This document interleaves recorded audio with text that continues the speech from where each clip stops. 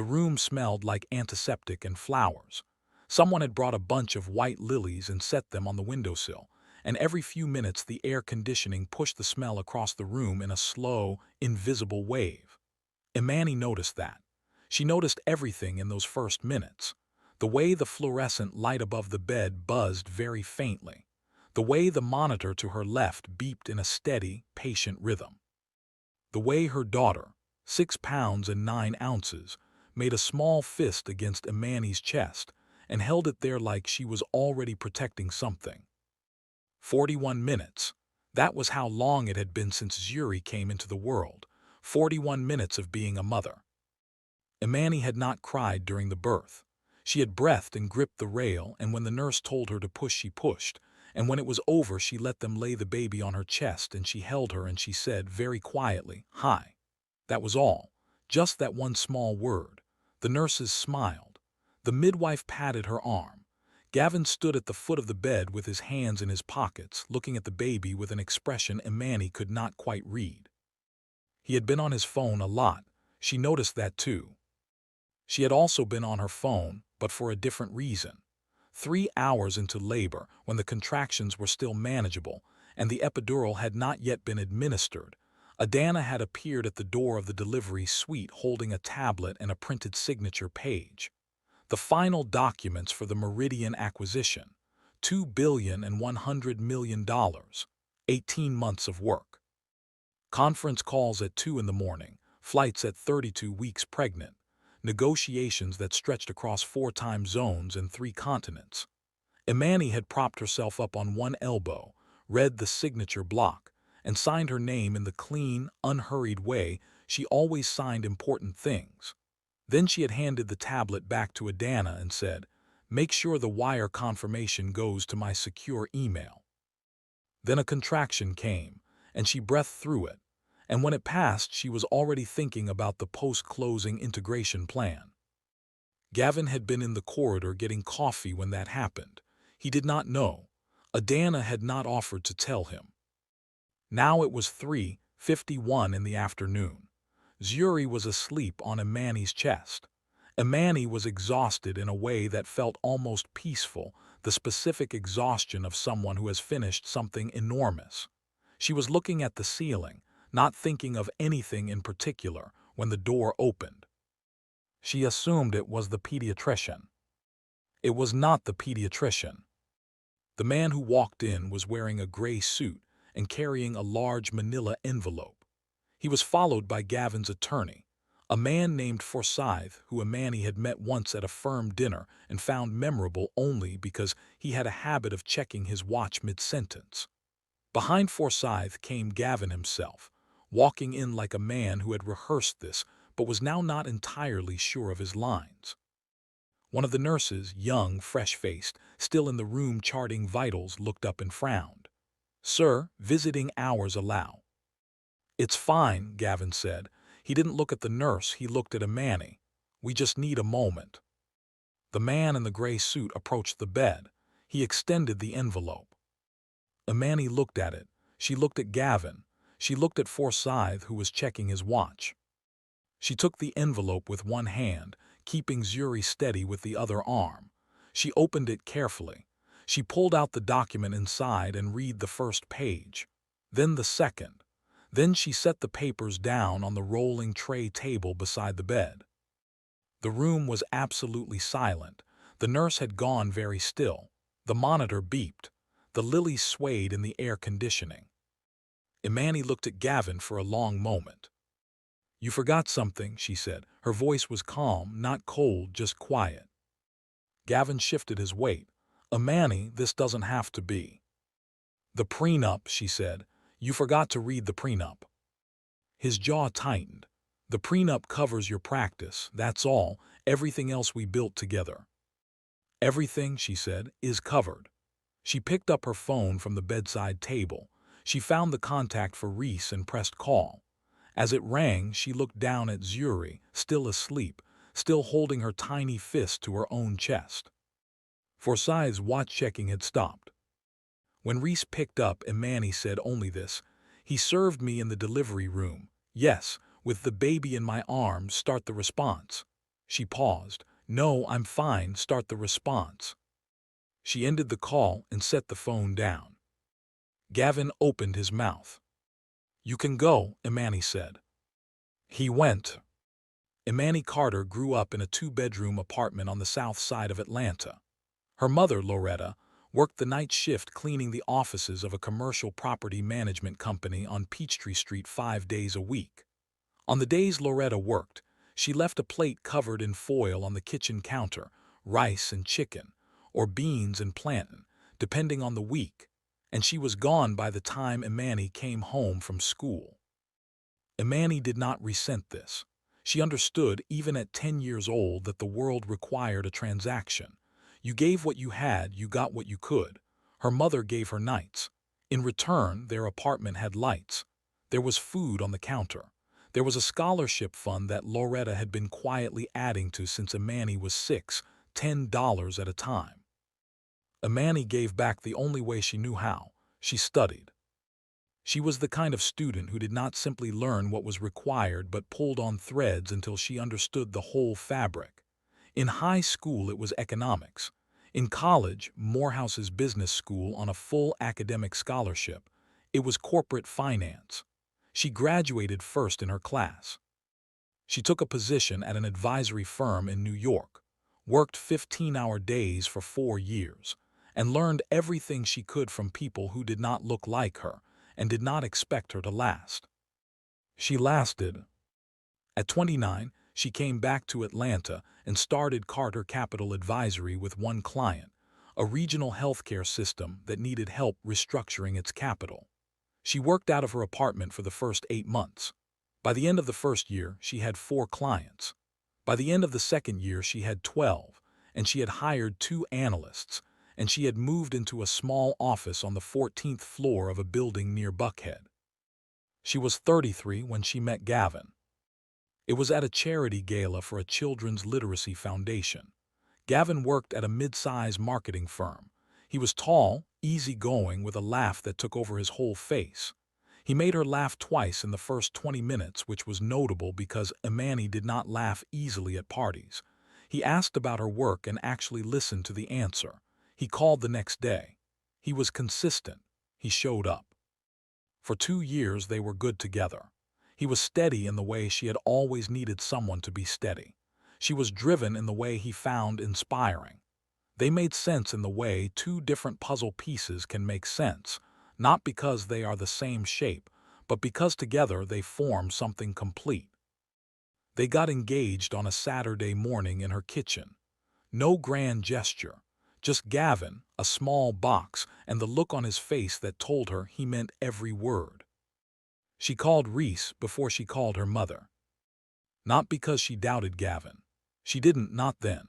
She called Reese because she was a financial professional and she understood what assets and liabilities meant, and she was not willing to let the work of a decade become subject to a process she could not control. Reese drafted the prenup. It was thorough. It protected Carter Capital Advisory, every asset, every contract, every piece of equity, as Imani's sole and separate property. It also listed the house on Elmwood Drive, which Imani had purchased 2 years before they met, as her premarital asset. Gavin did not take it well at first. He sat across from her at the kitchen table with the document in front of him, and he said, "Is this what you think of me?" "It's what I think of the future," she said. "I don't know what the future looks like. Nobody does. This is just protection for both of us." He was quiet for a long time. Then he said, "Fine." His own lawyer, a friend of a friend who handled mostly real estate closings, reviewed the document, certified that Gavin had received independent counsel, and advised him that the terms were standard but could be renegotiated.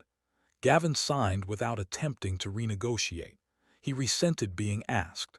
He did not want to spend another hour reading it. They were married on a warm Saturday in October. Loretta cried. Adana, Imani's best friend and later her business partner, gave a toast that made the whole room laugh. For a while, it was everything it was supposed to be. But things that look like foundation sometimes turn out to be decoration. The years passed. Carter Capital grew. Gavin's firm stalled, then shrank, then he moved to another firm. He began to measure himself against her in ways that he was not willing to name out loud. He stopped asking about her work. He started coming home later. He stopped laughing in the way that had taken over his whole face. By the time she was pregnant, Imani had not heard that laugh in 8 months. She had also, by then, already found the hotel receipts. It started with a spreadsheet. Gavin hated paperwork, he always had. He let receipts pile up on the kitchen counter for weeks until the pile became a problem, and then he would hand the whole stack to Imani with a look that was halfway between sheepish and expecting. "You're better at this than I am," he would say. She was, and they both knew it, and for years she had not minded. It was a small thing, a domestic division of labor. She made the spreadsheet, he felt relieved, everyone moved on. It was the 3rd week of September when she sat down at her desk, 4 months pregnant and between conference calls, and started entering his receipts into the file. The 3rd receipt stopped her. It was from a hotel downtown, the Alderton, 2 nights, a Friday and Saturday in August. The charge was for the Alderton's premium suite, $840 a night. Imani set the receipt down and opened her calendar. In August, Gavin had told her he was attending a 2-day digital marketing conference in Nashville. She pulled the conference website. It was a real conference, but when she searched for Gavin's name in the registered attendees list, it did not appear. Conferences of that type always publish their attendee list in the post-event recap. Gavin was not on it. She set her pen down very carefully. She did not go through his phone. She did not go through his email. She had the receipts, which were enough. Over the next 2 weeks, she went through every charge she had not personally verified. There were 4 more hotel stays she could not account for, 3 restaurant bills for 2 people at places she had never been to, a pair of earrings from a jewelry store in Midtown that she had never received. She found the name by accident 3 weeks in. Gavin had left his laptop open on the kitchen counter while he was in the shower. She was not looking. She was passing by to refill her water glass. But the screen was angled toward her and the email thread was open. The name at the top of the thread was Sloane Rafferty. She read 2 lines. That was enough. Imani went upstairs, changed into her work clothes, and sat at her desk. She opened a new document. She titled it Record. She entered every receipt, every date, every amount. She noted the hotel names, the jewelry purchase, the unaccounted weekends. Then she picked up her phone and called Reese. "I need you to pull the prenup," she said. "All of it, every clause." Reese was quiet for a moment. Then, "Do you want to tell me what happened?" "Not yet," Imani said. "Just pull it. And I need you to tell me, if I file for divorce today, what does it cover?" Reese told her. Imani listened without interrupting. When Reese finished, she said, "Good, don't file yet. I have a deal to close first." She ended the call and opened her email. She had 7 unread messages about the Meridian acquisition, including a note from the lead partner at the private equity group wanting to move the closing timeline up by 3 weeks. She started typing her response. That evening, Gavin came home at 9:30. He said he had been at a late client meeting. He kissed her on the top of her head. He asked how the baby was. She told him everything was good. She asked about his day. He told her a brief and plausible story. She listened and said the right things and smiled at the right moments. She had learned this from years of closing deals. The most dangerous thing you can do at the negotiating table is let the other party know what you know. She said nothing. She waited. Over the months that followed, Gavin became less careful. The hotel receipts stopped appearing in the pile on the counter, which told her he was no longer presenting them for the business account, which meant he was paying from somewhere else, which meant he was using money he did not want her to see. She noted that too. She noted all of it. Every small inconsistency, every story that didn't quite line up, every evening he was somewhere she could not confirm. She kept the document updated. She kept her voice even. She kept working. She told no one except Reese and eventually Adana. Adana had sat across from her at the coffee table in the Elmwood Drive living room and listened without saying anything until Imani was done. Then she said, "What do you need?" Imani said, "I need to close the Meridian deal first, then we finish this." Adana nodded. She did not argue. She understood that Imani had already made her decision and that what she needed was not someone to tell her how to feel. What she needed was someone to stand in the corner of her corner and not flinch. Adana had been doing that for 12 years. She was not going to stop now. The Meridian deal had started as a small possibility. A private equity group called Holly's Bridge Capital had approached Carter Capital Advisory 18 months ago with an acquisition target. Meridian Systems, a mid-sized tech infrastructure company that Holly's Bridge believed was significantly undervalued. They needed an advisory firm to manage the deal, valuation analysis, due diligence oversight, negotiation strategy, and eventually the close. The fee structure included a fixed advisory retainer and a small equity stake in the deal, indexed to the final acquisition value. When Imani had first run the numbers, the deal had looked like it would close somewhere around $1.2 billion. As the months progressed and the due diligence deepened, the numbers changed.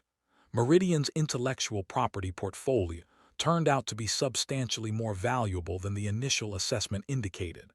Two separate patent filings that no one had properly valued were worth, according to the tech specialists Imani brought in, nearly $400 million on their own. The acquisition price moved. Then it moved again. By the time Imani was 7 months pregnant, the deal was valued at $2.1 billion. Her firm's advisory fee plus equity stake came to just over $38 million. That was not counting the expansion in Carter Capital's valuation that the completed deal would produce. She did not tell Gavin the final number.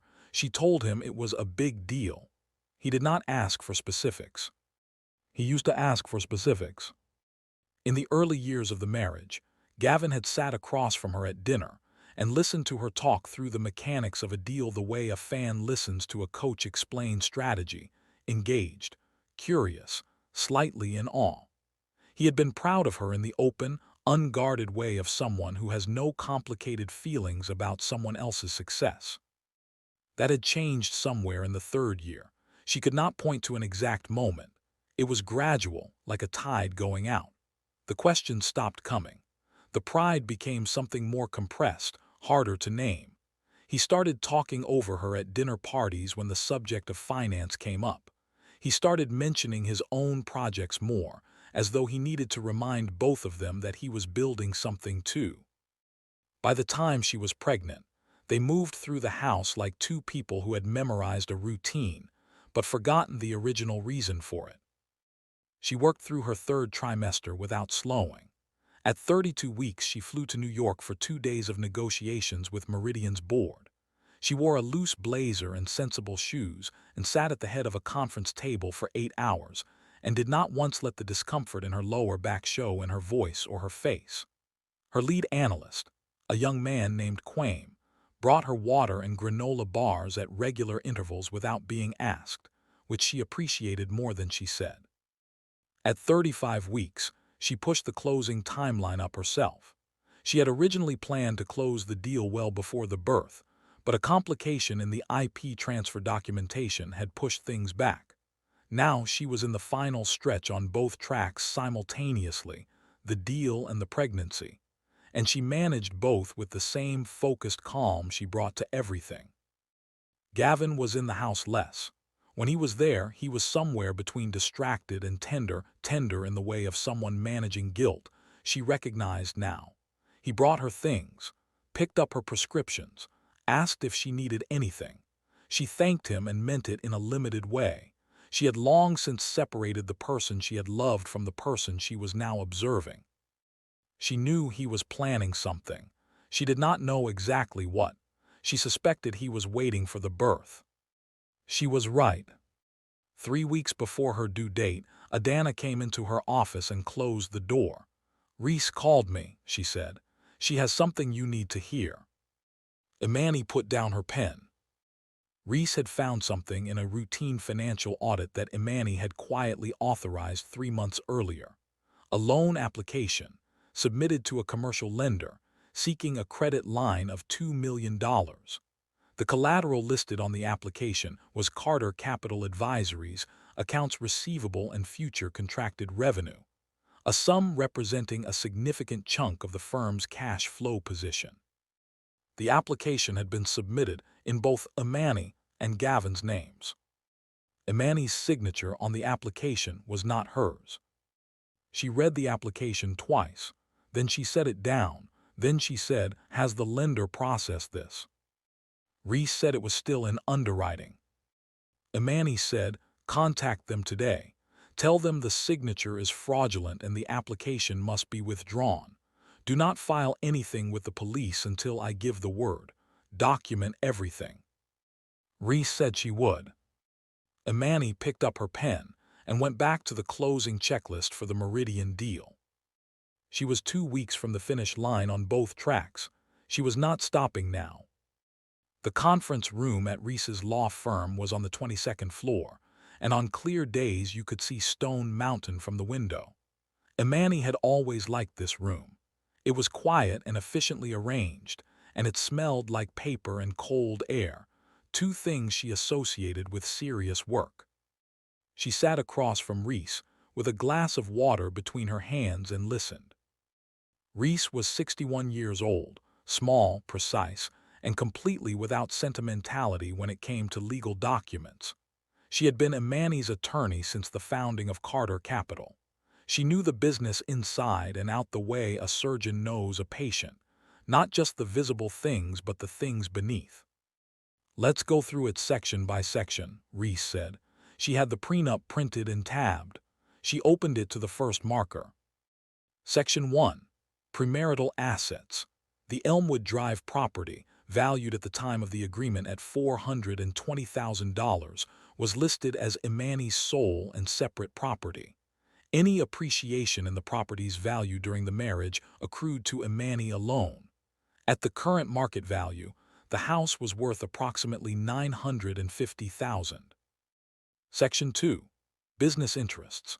Carter Capital Advisory, its current and future assets, contracts, revenue, intellectual property, client relationships, equity holdings, and valuations, was defined as Imani's sole and separate property. This included any business that Carter Capital Advisory invested in, acquired, or advised, and any compensation arising from those activities. The section was 4 pages long and notably specific. Reese had written it that way deliberately. "What Gavin gets," Reese said, moving her pen to a different tab, "is what is explicitly defined as jointly acquired property. That means the joint checking account, which currently holds $22,000 and some dollars, his own personal savings account, the furniture in the guest bedroom which you bought together at a market 3 years ago, his personal vehicle." Wait, she checked a note. "No, his car is leased under the company account, so that reverts. He keeps the clothes, the personal electronics, the items he brought into the marriage." Imani said nothing. She was listening. "He has no claim on the Elmwood house," Reese continued. "He has no claim on Carter Capital or any of its holdings. He has no claim on the Meridian fee, the equity stake, or the resulting increase in the firm's value.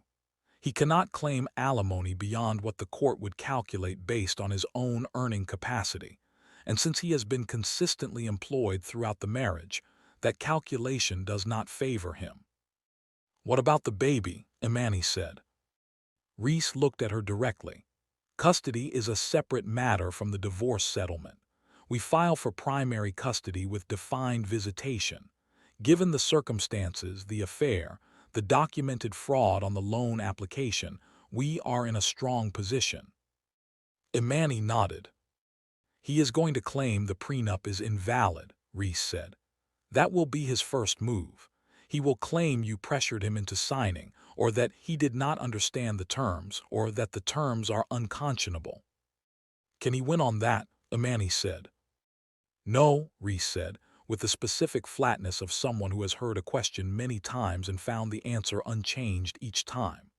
He had independent counsel. His attorney at the time, a man named Beaumont, confirmed in a signed certification that he reviewed the agreement with Gavin and that Gavin acknowledged understanding the terms. We have that certification. We have the signed acknowledgement. We have the recording of the council confirmation call, which was made on Beaumont's suggestion and which both parties consented to record. There is nothing to attack. Imani looked out the window. Stone Mountain was there in the distance, flat-topped and steady. There is also the loan application, Reese said. I know. That is a separate legal matter from the divorce. Submitting a fraudulent signature on a financial application is fraud. The lender has been notified.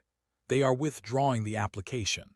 Whether they file a criminal complaint is their decision, but they are entitled to, and in my experience, lenders in this position generally do.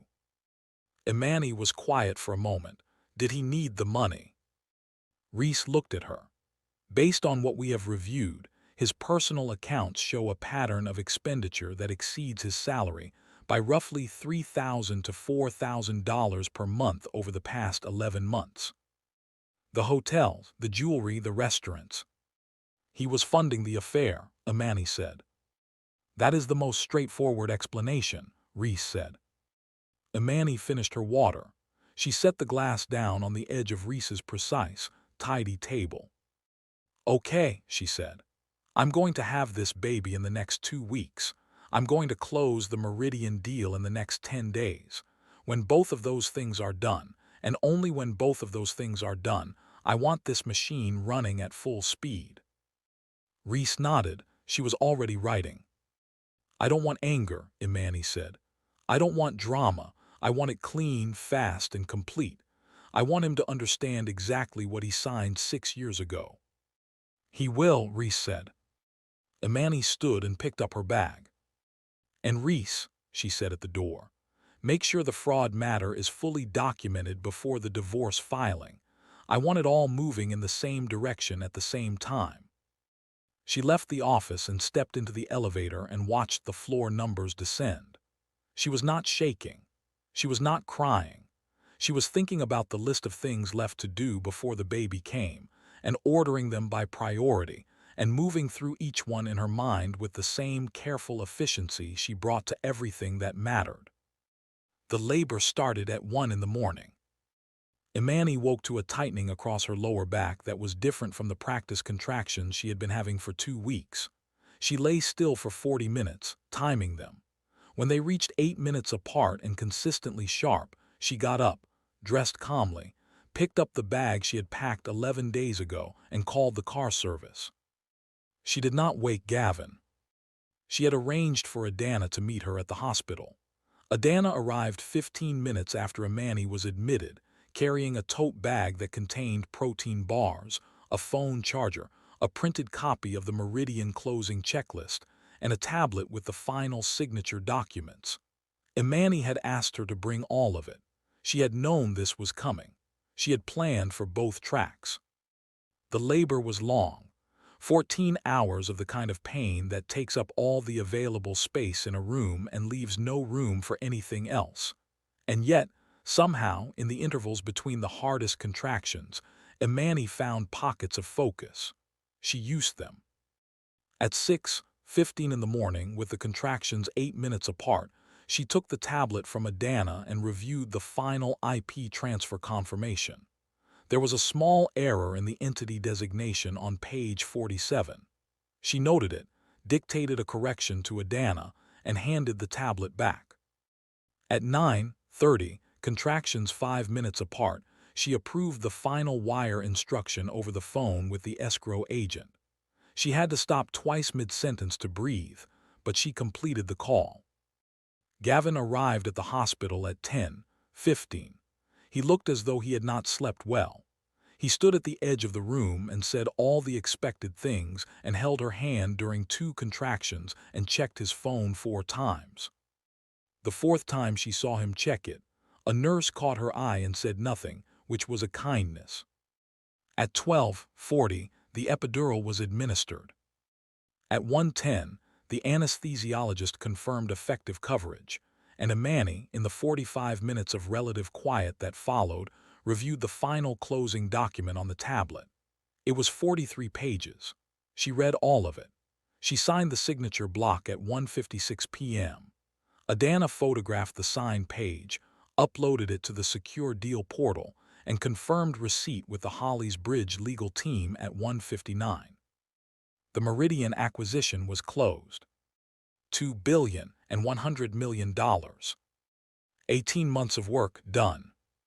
Imani handed the tablet back to Adana and closed her eyes for a moment. Zuri arrived at 3:14 p.m. She came fast at the end, the way the midwife had said sometimes happens after a long labor, a burst of urgency, voices rising, the midwife saying push and Imani pushing, and then a sound that was not a cry but something rawer and more essential than that, and then a warm, unimaginably real weight laid on Imani's chest. She held her daughter. She looked at her face, serious, scrunched, already looking around with the expression of someone trying to assess a room. "Hi," Imani said, the same way she had said it in her imagination 100 times. Just that. Just a greeting between two people meeting for the first time. Behind her somewhere, Gavin said, "She's beautiful." His voice was uneven. She believed he meant it. The nurses moved around them.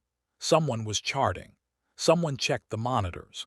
The room was full of the careful, efficient movement of people who do important things routinely and without ceremony. Imani held Zuri and watched the ceiling and breathed slowly. At 3:47, Gavin said he was going to step out for a moment. At 3:51, the door opened. She thought pediatrician, standard post-birth check. It had been 37 minutes. It was not the pediatrician. The man in the gray suit, the manila envelope. Forsyth, Gavin's attorney in his usual jacket, already looking at his watch before he had even fully entered the room. Gavin behind them both, walking with the posture of someone who had decided on a thing and was now seeing it through regardless of how he felt. The nurse at the chart station stood up straighter. Her expression shifted, not alarmed, not yet, but changed. She looked at the men, then at Imani, then back at the men. The process server approached the bed and extended the envelope. Imani looked at it. She understood immediately what it was. She had, in some part of herself that she did not think of as fatalistic but simply as well-informed, known it was coming. She had not known it would be today. She had not known it would be this minute, this specific minute, with Zuri still on her chest and the room still carrying the warmth of the birth. She took the envelope. She opened it with one hand, the other arm holding Zuri, and read the first page. Petition for divorce. Irreconcilable differences. Filed by Gavin Mercer. She set the papers on the tray table. Gavin began to speak. He had prepared something. She could tell by the careful flatness of his tone, the tone of someone delivering a speech rather than saying something true. He said the marriage had not worked for a long time. He said this was not easy for him. He said he hoped they could be civil for the sake of the baby. She looked at him through all of it. When he stopped talking, she said, "You forgot something." He blinked. "What?" "The prenup," she said. "You forgot to read the prenup." He made a small, dismissive sound. He said the prenup covered her practice, not everything they had built together. He said after 6 years of marriage, courts looked at the full picture. Imani picked up her phone. She found Reese's name and pressed call. Forsyth had gone very still. He was not checking his watch. When Reese picked up, Imani said, "He served me in the delivery room. Yes, with the baby in my arms, start the response." A pause. "I'm fine, start the response." She ended the call. "You can go," she said to Gavin. He looked at her for a moment longer. She did not look away. He looked at Zuri. Something passed across his face that she could not name and did not try to. Then he walked out. The lawyers followed. The nurse who had been charting exhaled slowly. She walked to the door and checked that it was properly closed. She turned back to Amani with an expression that was professional and careful, and underneath that, absolutely furious on Amani's behalf. "Would you like the lights lowered?" she said. "Please," Amani said. She looked down at Zuri, who had slept through the whole thing. "Good girl," she said softly. Gavin had worked out the numbers in his head so many times over the months preceding the birth that the math had become a kind of comfort, something he returned to when things felt uncertain. The house on Elmwood Drive, valued at roughly $950,000 in the current market. Half of that was $475,000. Carter Capital Advisory.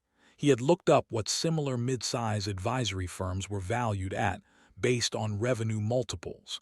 His conservative estimate put the firm somewhere between 20 and 30 million. Half of that, say 12 to 15 million. Alimony. She earned substantially more than he did. The state formula was generous to lower-earning spouses. He expected a meaningful monthly figure for several years. He had told Sloan these numbers, not all at once, but over the months, in pieces. He had said the marriage was ending, that the financial settlement would give him enough to start something new. He had said the prenup was just a formality from years ago that covered the early version of the business, not what it had become. He had never actually reread the prenup. His attorney, Forsyth, had glanced at it. Forsyth handled corporate mergers primarily and took family law matters occasionally, as accommodations for clients he liked. He had reviewed the first few pages, noted the standard premarital asset protections, and told Gavin it was fairly routine. He had not read Section 2 in full. Neither had Gavin. The day after the hospital, Forsyth called. Gavin was at Sloan's apartment. He had been there since leaving the hospital, sleeping badly and telling himself he had done the right thing. The call came at 9:15 in the morning. Forsyth's voice was different from his usual voice, quieter, more considered. "I need to go through some things with you," Forsyth said. "Can you talk?" Gavin said yes. Forsyth had received Reese's response package the previous evening, 47 pages. He had read all of it. He had also, finally, read the full prenup. He walked Gavin through Section 2. The silence on Gavin's end lasted a long time. "That can't be right," Gavin said. "It is right," Forsyth said. "I want to be very clear with you. The agreement is comprehensive. Carter Capital Advisory, all of it, all current and future holdings, all contracts, all equity, is her sole property. The Holly's Bridge deal, whatever the fee and equity comes to, is covered. The house is listed as premarital. You own no part of it going in, and the agreement specifies no joint ownership accrued during the marriage because she maintained it in her name throughout, consistent with the prenup's requirements." "People break prenups," Gavin said. "Courts invalidate them." "Not this one," Forsyth said. "Not easily. Her attorney built an airtight record. You had independent counsel. Your attorney at the time documented everything, including a recorded acknowledgement call. There is no duress argument. There is no unconscionability argument I would be comfortable making. The agreement is one-sided in her favor, but not outrageously so given that she disclosed the full value of her assets at the time of signing. And you were advised. You were clearly advised." Gavin stood up from the couch. He walked to the window. "Then what do I get?" he said. Forsyth told him. $22,000 in the joint account. Personal savings, personal belongings, no house, no stake in the business, no portion of the Meridian fee or equity. Alimony calculated on his own earning capacity relative to his needs, which, since he had been employed throughout the marriage, was likely to be modest and time-limited. The car he drove, a leased BMW, was on the company account. That reverted. Gavin said nothing for almost a minute. "There's also something else," Forsyth said. "The loan application, the one submitted to Greenway Commercial Finance." The room felt like it had tilted slightly. Her firm has notified the lender that the application contains a fraudulent signature, Forsyth said. The lender is in the process of withdrawing the application. They have indicated they will be filing a complaint with the relevant authorities. I need you to understand what that means, Gavin. That is a criminal matter, separate from the divorce entirely. I do not practice criminal law. You will need a different attorney for that matter. Gavin sat down on the floor. Not on the couch, on the floor itself, with his back against the wall. I thought, he started. I know what you thought, Forsyth said, and for the first time his voice had the specific texture of someone who is done being gentle. You thought the prenup was a formality. You thought 6 years of marriage would override it.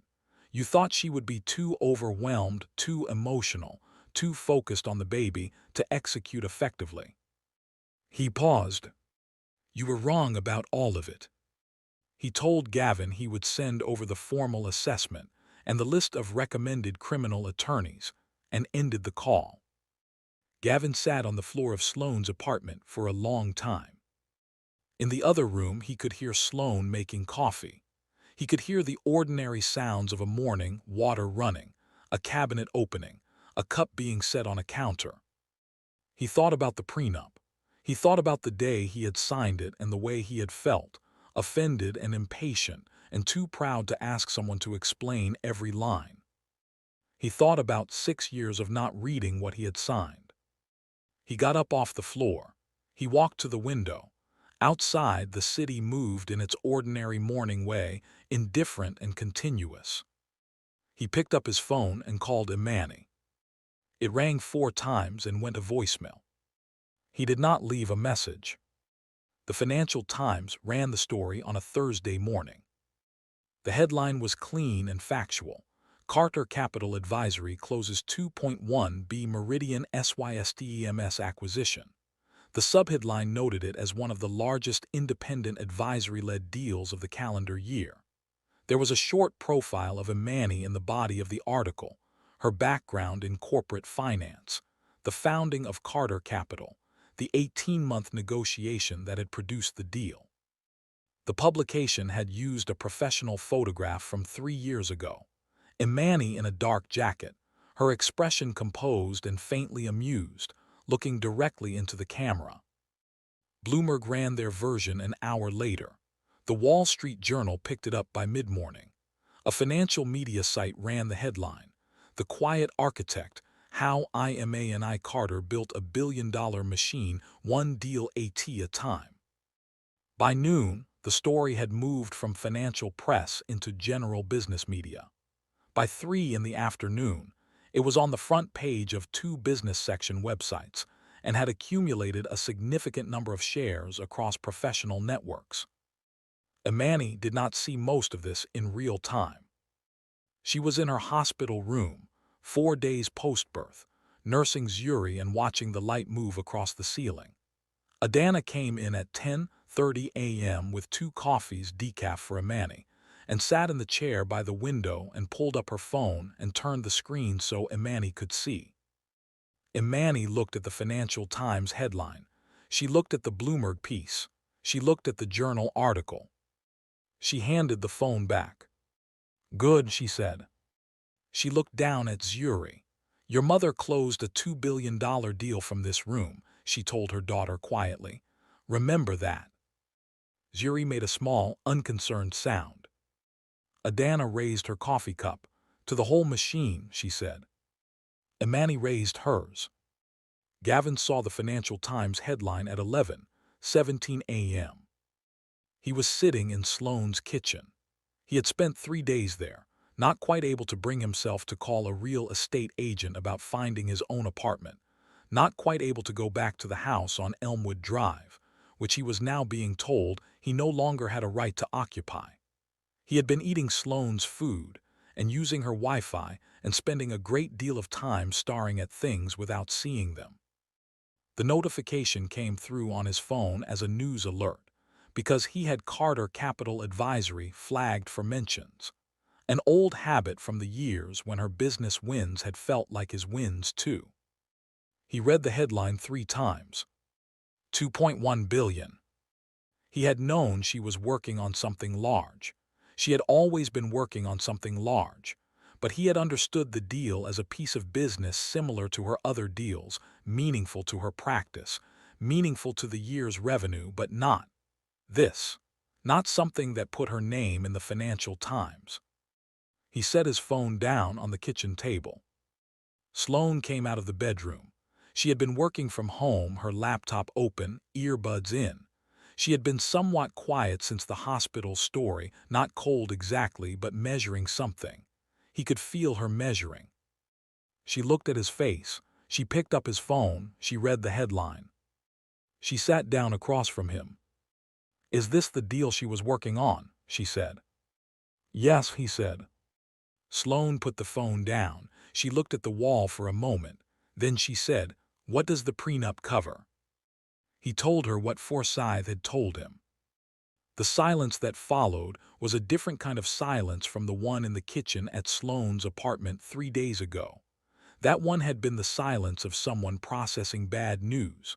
This one had a different quality, careful, recalibrating. "So the house," Sloane said. "Her name," he said, "always was. And the business." "Hers." "And this deal." "Hers." Sloane looked at the phone again. The screen had gone dark. She did not turn it back on. "What do you have?" she said. He told her about the 22,000, the personal savings, the personal belongings. She was quiet for a long time after that. He watched her face and saw the thing he had been afraid of seeing. Not cruelty, she wasn't cruel, just arithmetic. She had been running numbers in her head the same way he had run them in his over those months of planning, and his numbers had been wrong, and hers, apparently, had been right. She said she needed to go pick something up. She put her earbuds back in. She took her bag. She was gone for 4 hours. When she came back, she did not look at him directly. She said she needed some time to think. She said things had gotten complicated. She said she needed space. He said okay. He sat in her kitchen alone and looked at the dark screen of his phone and thought about the photograph in the Financial Times, Imani in the dark jacket, looking directly into the camera, her expression composed and faintly amused, and something moved through him that he could not name and did not want to examine too closely. He picked up his phone and called her again. 4 rings, voicemail. He put the phone in his pocket. Outside, the afternoon was bright and unhelpful. The first legal motion came 9 days after the birth. Gavin's new attorney, a family lawyer named Hutton who had been recommended by the criminal defense attorney he had also now retained, filed a motion to challenge the prenup on 3 grounds: undue influence, unconscionability, and a claim that the agreement had been superseded by the conduct of the marriage. Reese filed the response within 48 hours. The response included the original signed agreement, the independent counsel certification from Beaumont's office, the consent recording of the counsel confirmation call, in which Gavin could clearly be heard acknowledging that he understood the terms and was signing voluntarily. It included Reese's own notes from the signing meeting. It included a legal memorandum outlining the applicable state precedent on all 3 challenge grounds, with citations. It was, Hutton told Gavin privately, a very good response. The motion was heard 3 weeks later. The judge took 30 minutes. The prenup stood. Hutton was not surprised. He had told Gavin before the hearing that the prospects were not strong. The documentation was too complete. Gavin had been advised, had acknowledged being advised, had signed with independent counsel present, and had demonstrated no effort to renegotiate in the 6 years since. No court was going to overturn that record. The divorce proceedings moved forward on Reese's timeline, which was efficient. Gavin received formal notice that he was required to vacate the Elmwood Drive property within 30 days. The house was Imani's. The locks had already been changed. Reese had arranged that quietly, and his personal belongings were itemized and available for collection by appointment. He went on a Tuesday afternoon with a rented van and two friends he had called reluctantly. He collected his clothes, his computer, a few boxes of books and small items. The house felt different from outside the front door, larger somehow, and completely indifferent to him. He carried boxes for 2 hours and did not go into the room they had used as a nursery. He drove the rented van to a storage unit in a part of the city he had never had reason to spend time in. He rented a room in a house share near there.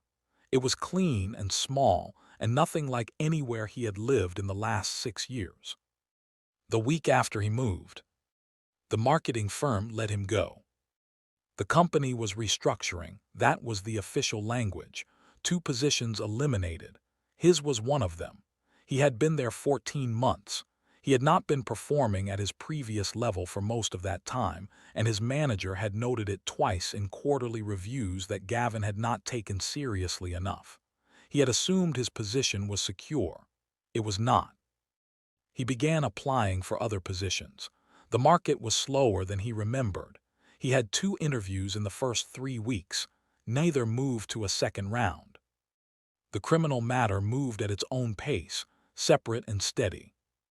The lender, Greenway Commercial Finance, had formally filed a complaint alleging fraudulent misrepresentation in the loan application. The criminal defense attorney explained the process: an investigation, a potential charge, a hearing. The specific charge under the applicable statute carried a range of possible outcomes, none of which Gavin wanted to think about clearly. The attorney said cooperation and early resolution were the most likely path to avoiding the worst outcomes. That would require, among other things, formal acknowledgement of what had happened and restitution to the lender for the costs of the application process. The attorney's fees were expensive. Gavin used his savings. Sloane had, by the 3rd week, effectively ended things without using those exact words. She had returned his calls less and less until she stopped returning them. He had gone to her apartment once. She had answered the door, spoken to him for 10 minutes in the hallway, not unkindly, but with the specific finality of someone who has made a calculation and is not going to unmake it, and then gone back inside. He had driven home to the room in the house share and sat on the edge of the bed. He thought about the prenup again. He thought about the day he had sat at that kitchen table with the document in front of him, offended that she had asked, too proud to spend an hour reading it carefully. He had signed it the way a person signs something they believe is irrelevant quickly, so that the subject could be changed. He thought about all the evenings she had been on calls at midnight, and he had been across the city in hotel rooms spending money he was running out of. He thought about the delivery room, the gray-suited man with the envelope, Forsyth not checking his watch, the baby on Imani's chest, Imani's voice when she said those 3 words. He had walked into that room with a plan and walked out with nothing. Not because she had done anything to him, not because she had set a trap, but because he had made a set of decisions and held onto a set of assumptions, and neither the decisions nor the assumptions had been as solid as he believed. He had been wrong about all of it. He lay back on the bed and looked at the unfamiliar ceiling of the room he was renting with money that was running low and thought about what it meant to be exactly where your own choices had put you. There was no answer to that. There was just the ceiling and the quiet and the slow work of figuring out what happened next. He did not call Imani again. The new house was bright. That had been the first thing on Imani's list when Reese confirmed the Elmwood Drive property was clear and she could make decisions about where to live without any entanglement. She had written one word at the top of her property requirements list: bright. She wanted light in every room. She wanted high windows and pale walls and a garden that led in the morning. She found it in a neighborhood 20 minutes from the office, a house that had been recently renovated, all clean lines and wide windows, and a back garden that caught the afternoon light in a way that made the entire space feel open. She moved in on a Saturday in November. Adana came with a bottle of sparkling water and 2 glasses, and they sat in the empty living room on the floor and drank it and looked at the light on the walls and said very little, which was the right amount. Zuri was 4 months old by then. She slept in a room that Imani had painted a very pale green, almost white, just the suggestion of a color, with light wood furniture and a window that looked onto the garden. She slept well. She was, her pediatrician said, remarkably calm for a baby her age. Imani was not surprised. Zuri had come into the world to the sound of a deal closing and her mother's composed voice. She had been calibrated by that environment from the very start. The Forbes profile ran in December. A journalist had reached out through Carter Capital's press contact 2 weeks after the Meridian news broke. Imani had agreed to a brief interview on the condition that the piece focused on the firm and not on her personal life. The journalist had honored that. The piece was titled "The Quiet Architect" and ran 1,500 words about the building of Carter Capital Advisory, the Meridian deal, and what came next. What came next was a great deal. In the 6 months following the Meridian close, Carter Capital had added 3 significant new clients.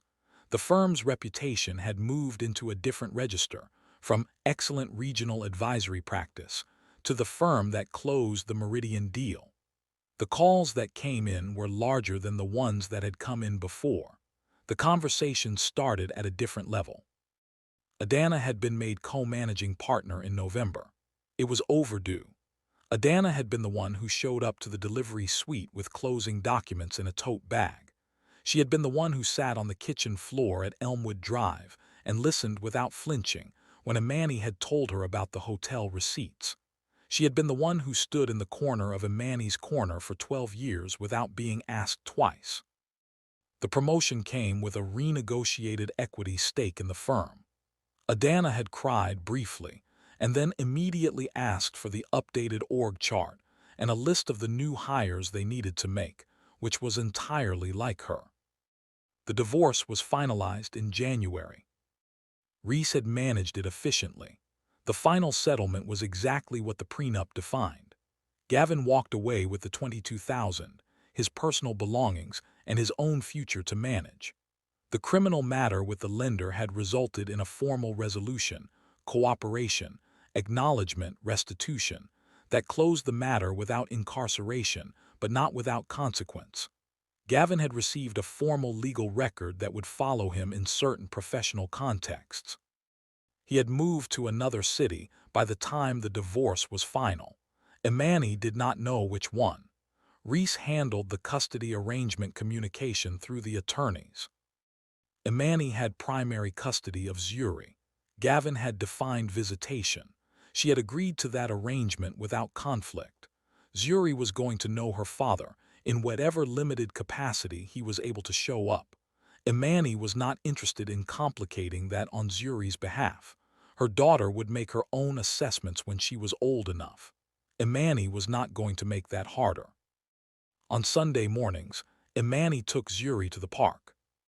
There was a bench near the duck pond, positioned to catch the morning light.